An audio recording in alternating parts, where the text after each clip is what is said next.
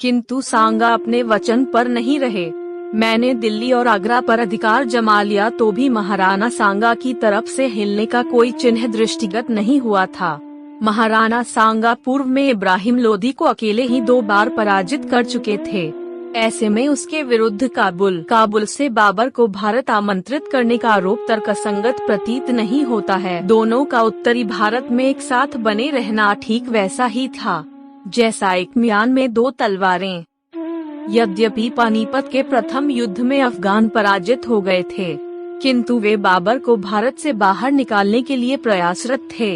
इस कार्य के सांगा को उपयुक्त पात्र समझकर अफगानों के नेता हसन खां मेवाती और मृतक सुल्तान इब्राहिम लोदी का भाई महमूद लोदी उसकी शरण में पहुंच गए थे।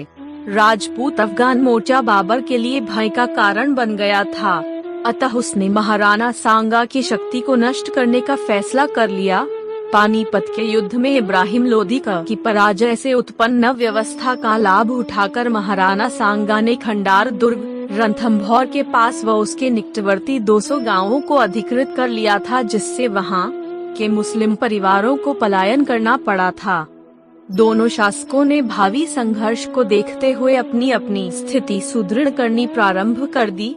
मुगल सेनाओं ने बयाना, धौलपुर और ग्वालियर पर अधिकार कर लिया था, जिससे बाबर की शक्ति में वृद्धि हुई।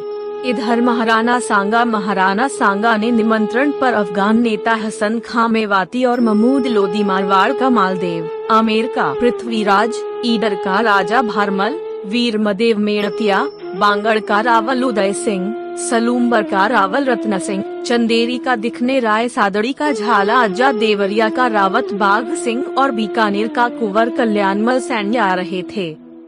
फरवरी 1527 में सांगा रणथंभौर से बयाना पहुंच गए थे, जहां इस समय बाबर की तरफ से महंदी ख्वाजा दुर्ग रक्षक के रूप में तैनात था। बाबर ने बयाना की रक्षा के लिए मोहम्मद सुल्तान मिर्जा की अध्यक्षता में एक सेना भेजी, किंतु राजपूतों ने उसे खदेड़ दिया था।